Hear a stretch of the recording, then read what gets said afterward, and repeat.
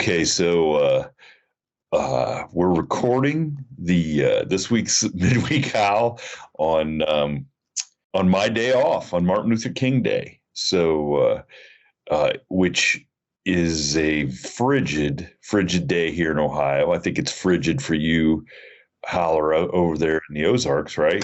Yeah, I think when I walk, I'm going to check before I say it. But yeah, when I walk the dogs, it still says -1. So, Ooh, is there a wind chill on top of that? well, I live down in the valley, but yeah, I don't know if there's, yeah, I'm sure there is, but I don't pay attention to that. I just go by real temperature. Go by real temp because we're real tough guys. Well, just when you start factoring in that wind chill and stuff, you're just trying to manufacture, you know what I mean? You're just trying to add drama to already dramatic situation. You know what I'm saying? There you go. There you go. Well, to add drama to this dramatic situation, I told you the other day, and right now they're downstairs replacing it. Our furnace went out Friday morning, just as the cold weather was coming in, and you know, thankfully, there's a heating and cooling place on my mail route that my cousin actually runs the office there. So they came right out Friday and diagnosed the problem and had no problem getting us set up with a brand new furnace. No, I bet not. Except that they couldn't get in till this morning to do it, which, you know, look, there's people out there living out homeless in this weather that are way colder than not very long. Not very long. No, that's true. But you know, so it was a uncomfortable weekend with some space heaters all around. Christy didn't sleep very well. You don't have a wood furnace or wood fireplace or anything? We don't in this house, no. And of course she was up, you know, checking, making sure the little heaters didn't overheat or whatever. I think, you know, she was overly worried, but, you know, look, you don't want the house to burn down on top of it, which I just sent you the story. And this did, and it's borderline sad. I don't know if we should even talk about it. Well, it is sad, but I think they're going to, the few viewers, listeners we might still have left, we could have lost 2 listeners. I know, but I think this is a cautionary tale of why you call in professionals for this very reason, and why I didn't go down and mess with the furnace on Friday. This is what I don't understand. Because I just heard about this the day before. But I wanted to see, the article did not stipulate how old they were. Yes, it did. Yes, it did. Did it?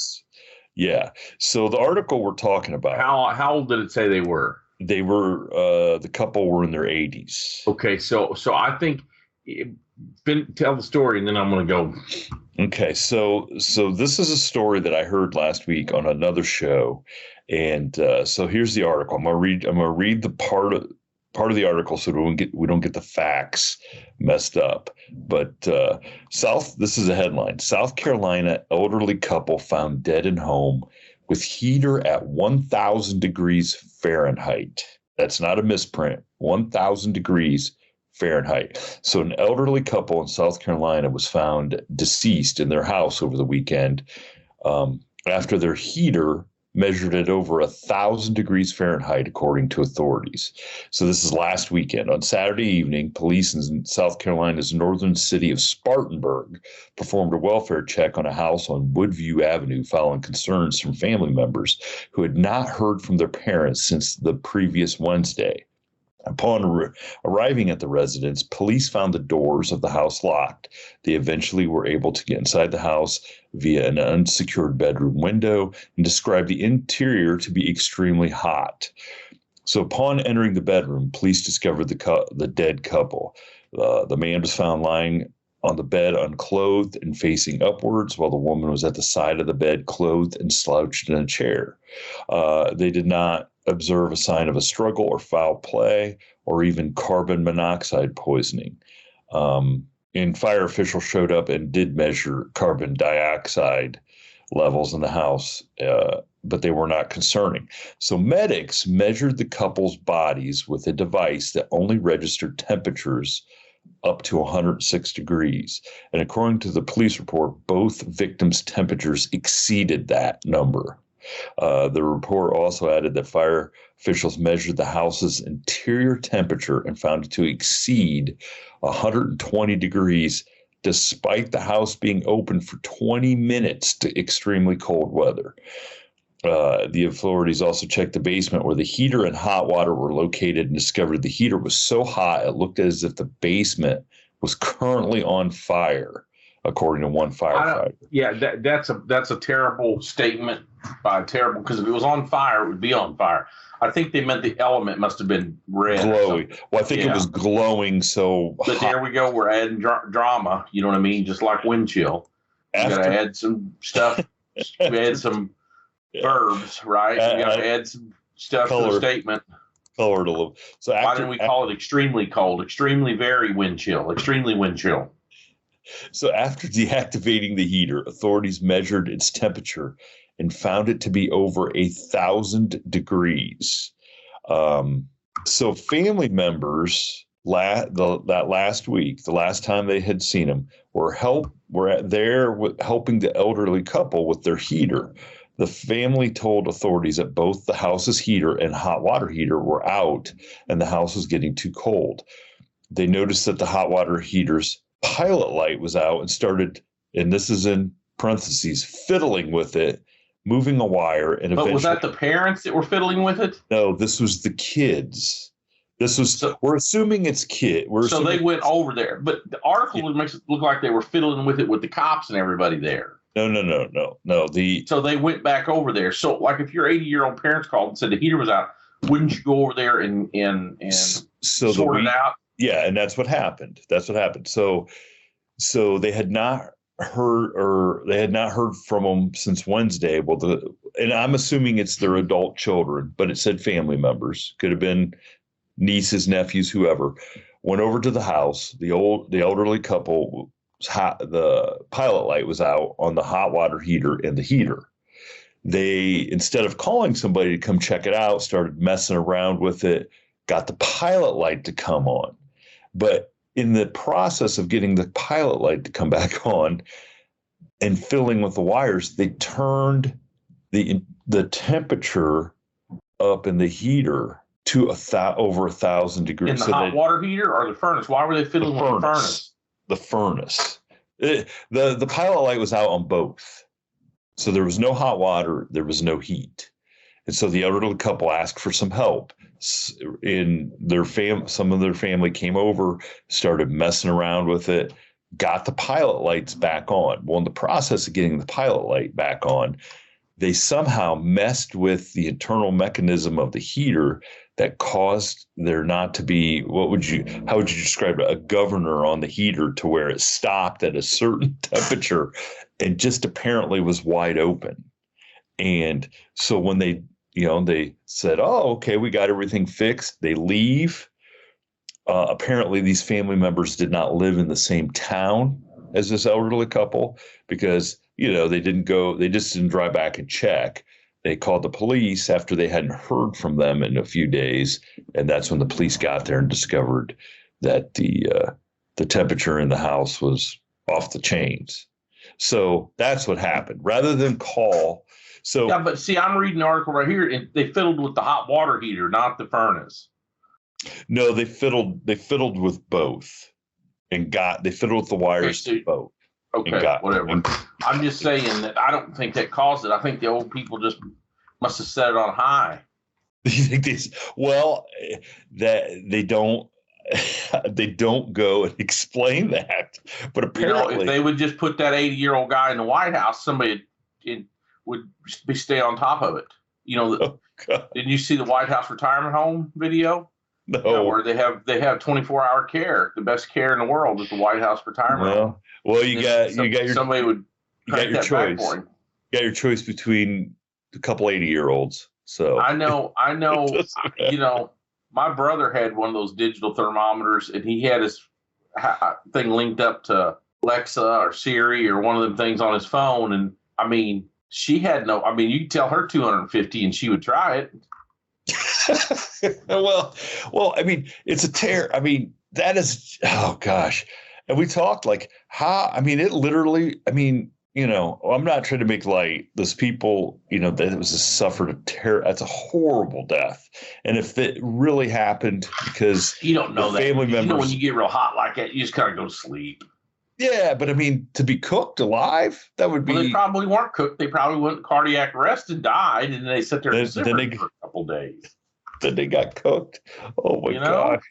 Oh, I mean, the guy's naked on the bed. Because he was probably telling her how. This is what I thought, and maybe I'm reading. I'm going. This poor bastard is telling her it's too hot, and she keeps bitching about how cold it is and keeps cranking it up because she still had her clothes and stuff on. Yeah. Oh, well, I guess every couple. That's what I looked at it. He's like, dude, it's burning up in here, and she's like, no, it's not. You want to keep turning up? Give me that Alexa. Give me that thermometer. Give me that whatever. That was similar to my grandparents. I remember we took a trip to Florida, and it was. Oh my gosh. It was in June or July. They were getting ready. They were going to sell their place in Florida. I had some vacation and we went down there for about a week, just because it was going to be the last time they were in it. And my grandma was always super cold. So you know what July in Florida is like. Okay. It's miserable. And they lived outside of Tampa. And we're in their place and my grandma's cold.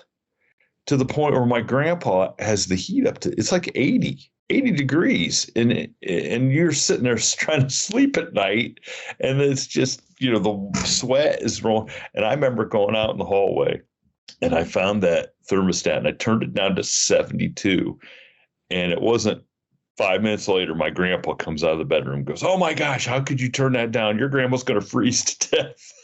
And he's standing there in literally nothing but a loincloth because he's burning up. And I'm like, Grandpa, just put another blanket on her, man. This is terrible. But yeah, I could see you're right. Maybe she just kept saying it's too cold. Uh-huh. It's too cold. But I feel terrible that if it seems like these other family members who fiddled with the furnace feel like they did it, I didn't get that from the article either, but it could have. I just, hey, I told my youngest boy, I drive around with him and I tell him statements and then he comes back and darks me out. And we were pulling up here at the intersection. I'd have to show you where I was at, but imagine a 4-lane street with a turn lane in the middle. So it's 5 lanes. You follow what I'm saying? Yeah. So I'm going to make a right-hand turn, it merges, and I've got a dedicated so I'm pulling onto a 5-lane street, 2 lanes in each direction with a turn lane. Where I'm at, it's got 2 left lanes, a straight lane, and a dedicated right lane that's got its own separated entrance onto that street with a yield sign. Okay. Yeah. I know that sounds busy, but all that's to say is this. I go to pull up there, and there's a gal that's coming head to head with me. She's opposite the intersection, so she's going to make a left-hand turn and go on the same street I'm making a right-hand turn on. Does that make sense? Yeah. Yes, it does. Instead of turning in the nearest left lane, she turns real wide and pulls out into my lane. And the bottom line is I wait, and then she finally gets through, and my son says something about why did she pull in front of us like that?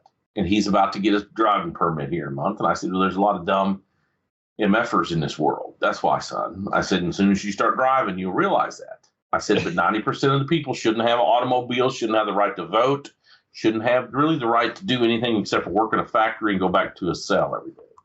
But no, that's terrible. I shouldn't say that. But I just try to explain to them that the world's full of dumb people. So then we come home and my wife says, how was it? Because we were going to Orsolin's or Tractor Supply. The girls were at church. After church, they come home and said, how's your morning, Charlie? That's my boy's name. And immediately he tells my wife, Dad says there's a bunch of dumb MFers out there in this world. Now, he doesn't say MFers. He says MFers. He doesn't say the word. He abbreviates. And so I told him I'm going to have to suspend your life lessons. if you keep narking me out. I'm teaching you accurate stuff, and you're ragging on me. So when I started seeing that those poor old people turn their heater up to 1,000 or the max, right, whatever it would draw, I thought two things. They shouldn't have lived alone. They had a digital thermometer, and, you know, I don't know what the third thing was. Maybe I compartmentalized and said back to there being a lot of people that were dumb. You know what I mean? And maybe that's why I'm saying that, because that's the first thing I thought. I just told my son yesterday, there's a lot of dumb efforts out there.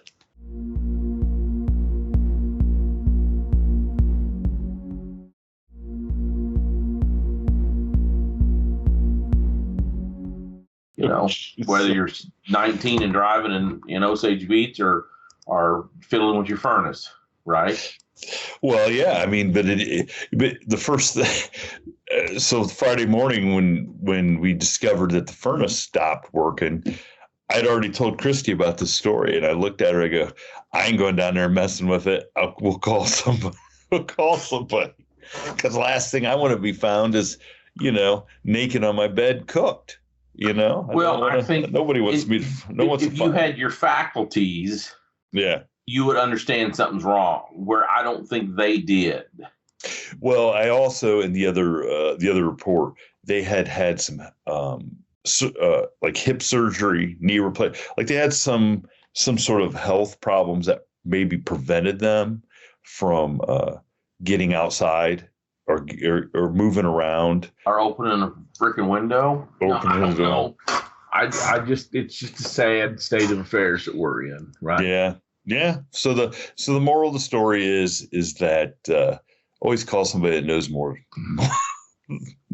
than you, and usually that's not family members. So at least, well, most everybody knows more than me in the family anyway about any of that stuff, but I'm still going to have to call the professionals. So thank gosh, down there replacing the furnace right now. So I'm excited to actually get the house temperature back up over 60 because it's been cold. It's been cold. Yeah, you know, you have the power went out, not in my house, but down up the road here a few miles, and guys with turkey barns, and you know, a lot of this, you know, no power for 4 hours when it's -5 or whatever, buddy. It don't take long to freeze everything up. No, exactly. You know? And we don't even have that much snow here. I don't know how much. We got a little snow, but it's not too much. But yeah, it makes you kind of, you know, I got a fireplace, and I was going to put in a wood stove in my basement, and my wife was like, "Why do we want a wood stove in the basement?" I said, "Well, you know, it'll heat the whole house if it's down in the basement, you know." Yeah. Oh, yeah. Because it'll the heat rises. That's right. And then, of course, I didn't put one in. I had the capabilities of putting one in, but I didn't. But now, yeah, I think that's exactly what I'm going to have to do is put one in, because my fireplace, you know, you can get it absolutely rolling up there, and it'll be 80 in the living room, but it doesn't help you anywhere else. You know exactly. What I mean? Yeah. I mean, that's how I grew up in a house with we had electric baseboard heat, and my dad was bound and determined we weren't going to use. I don't even use know it. Ever turned it on. And we had a big wood stove in the basement, and you know, that's probably, don't get me started, but that's another problem with some of these kids being soft, is they don't cut enough wood. They don't even know how to, you know. Yeah, they're not out there splitting wood or anything. Yeah, by hand. My kid wants a wood splitter, and I'm like, dude, come on. Even a wood splitter, at least you'd have to pick up the wood and put it on there and then stack it. I mean, come on, that's something. I mean, but that's what I'm saying. It almost sounds like, to me, a pain to have to handle all that wood. I mean, you know what I mean? To pick it up and all that. I mean, how much time does that take, dude? Just man up and hit it again. Well, that was what my hobbies were in the summer. Is my dad would leave to go to work, and he'd say, "Hey, son, you see that stack of wood there?" He goes, "Have that split and stacked by the time I get home." And you're like, "Oh my gosh!" But you know, if you didn't, the consequences were you were going to have to do it anyway. So you might as well either do it first thing in the morning before it got too hot, or you know, if you waited until he got home when it got cooler, you were going to get yelled at. Anyway, Right. it probably find something else more for you to do. On top of just stacking the wood. So I never did get to talk to you about. Did you ever read anything about the aliens at the Miami Mall? Yeah, well, you started to, and I thought you didn't, because I said there's aliens all over the border states. Florida's a border state. There's probably, who knows how many. Not those kind of aliens. And then you didn't reply back, and I thought that was the Democrat in you come shutting me off. So it was make believe, wasn't it? I mean, it wasn't true, obviously. I don't know. There's a lot of speculation that I think the thought is that something happened that was beyond what they were claiming, because it's awfully funny in this day and age where everybody records everything on their cell phone. Nobody had anything, right? Nothing got recorded of even just what they were claiming is that there was some teenagers in this outdoor mall in Bayside, Miami, and that they were shooting off fireworks in this outdoor mall. And so the police presence that ended up at the mall was 60 plus police cars with police helicopters. Yeah.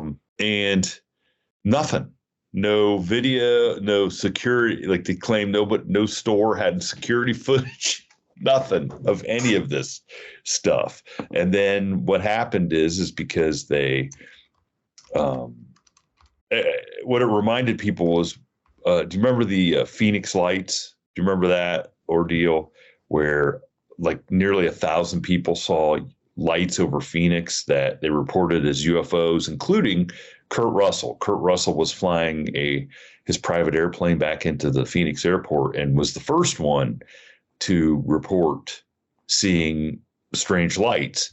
And the mayor of Phoenix then had that press conference where the guy came out dressed as an alien and kind of made fun of everybody reporting. I have no idea what you're talking about. How do you not know this? This was like 30 years ago. So anyways. Well, 30 years ago, the last thing I worried about was Kurt Russell and aliens, okay? You were more worried about Sigourney Weaver and aliens. I never saw that movie. Is it any good? It's one of the best movies ever made, science fiction wise. I mean, come on. But a similar thing happened, and then what happened was that the mayor came out years later and said it was a hoax. No, he came out and said he actually saw the lights too, but powers above him said, "Look, you got to squash this." And they made. How do you have powers above the mayor? You're the elected representative of the people, right? Anyway, you know what I mean? Come on, dude. You know better than that, and. Because they made light of it at the press conference, a guy dressed up as an alien came and said, "Oh, we found the person." Now hold on. Now you can't tell me that if a dude was dressed up as some kind of an alien. Now, of course, especially nowadays, it wouldn't bat an eye because people dress up all kinds of ways. Now, no, I am saying. I'm just saying, 30 years ago, if you dressed up, how good could your costume? 30 years ago, that'd be a way to get your ass whipped, just out of principle. You're missing the point. At the press conference, the mayor called a press conference to address all these reports of a UFO sighting, okay, by hundreds, if not thousands, of over 1,000 people. And in the press conference, he said, we found the culprit. And a guy come out, and they paraded somebody dressed as a alien out to make light of the situation, okay? Years later, then, he came forward and said, we did that to divert the attention from the actual event. I actually saw something, but government officials higher than him put the squeeze on him and said, "Look, you need to squash this and make fun of it so people stop talking about it." So the same thing happened. This is what I'm. Yeah. Okay. Go ahead. The same thing happened here in Miami last week. Is the police went and had a press conference kind of making fun of all the reports coming out about there being aliens or something that seemed like aliens in the mall. Okay. They did the same thing. the police commissioner or whoever came out and had a press conference kind of making fun of it. Then all of a sudden behind him was this hologram of an alien showed up, and then they did something and CGI'd his face to make it look like like an insect or something, completely making fun of the situation and poking fun at anybody who was claiming otherwise. The facts were, though, that as it should be, because this is why. If we shame these alien seers like the Bigfoot finders, okay, enough, one of these days somebody will say, we got to catch them or they're going to make fun of us. And they'll catch one of these aliens or Bigfoot, right? So that's Maybe. the only way. That's the only way through this. It's like an ambush. The only way through this is to fight through it. So if you're at the mall, tell the listeners, if you're at the mall and you see a 10-foot alien, right, and not Hispanic or other than Mexican alien, but like a terrestrial alien, you are obligated to either catch it or don't talk about it. One or the other. Oh, you're saying you're because hold on, especially in Florida with all the people with concealed carries and shit, somebody would have smoked these things by now. Well, the description of these things were they didn't seem as physical as like you and I do. It seemed like they were fat. They were no, they weren't fat. They were in really good shape. They were kind of glitchy, like they were almost like a projection. Like they weren't quite like they were coming from somewhere else and hadn't quite manifested completely. Help me, Obi-Wan Kenobi. Yeah, bingo, just like that. They were almost like a projection, like they were coming through from somewhere else. Like we've talked about different dimensions or whatever, and that they hadn't. It's almost like they were as surprised. Like Scotty was beaming them down, and they weren't quite here yet. Yeah. Like it seemed like they were as surprised to be in this open air mall in Miami as the people were to see them. I guarantee you they were, because let me tell you something. I don't know what's going on in their world, but you drop down to one of these malls, especially an inner city mall like that, with 90 cops and fireworks stand actively going off. I mean, how could their little alien brains even process that? Because if they're here, they understand math and physics. So they're already head and shoulders above most of the people on this planet. You know what I mean? So they won't be able to relate at all. Where they're going to go over and get some Orphan Annie donuts and some Orphan sugar. I don't know. You know what I'm talking about? I don't know. I mean, they probably didn't completely form, because once they got about 10% of their vision and hearing out, they said, "Beam me back up, Scotty. This place is freaking lost." Well, unless they were from a Foot Locker and said, "Man, I needed a pair of those new Jordans." Look, those are sweet. Maybe, I don't even know. I mean, that's probably where the gunshots would ring out. Maybe they said, "Hey, that's it." Maybe somebody tried to steal their shoes and they were trying to get the hell out of Dodge, Air Jordan ain't got nothing on them guys. They're third dimensional or something. Which you said little Orphan Annie don't, or yeah, that's not Orphan Annie, but you know what I'm talking about. Annie's little Annie's. But I came across my aunt was an orphan, so it's all the same. Did she have a pretzel shop? No, but she had one eye, glass eye. She used to pop it out and chase us around when we were little. I've told that story. Aunt Cyclops? Yeah. Wait, this isn't the same lady whose family stole her eye. That's a whole different. I drove my son down that road yesterday that we were on. We were out driving around the snow and ice, and I thought about that woman because I drove by her old double wide down there in the country, and I thought, wonder if she ever got her eye back. Oh man. That's a terrible, terrible situation right there. When your family member, listen, we got family members turning the furnace up to 1,000 degrees and then stealing your glass eye, which is worse. Probably the furnace, I gotta say. Well, yeah, you never saw that coming. Thank you for tuning in to this week's episode of the From the Shadows podcast. Until next time, never shy away from the darkness. or what may be lurking in the shadows. We are out.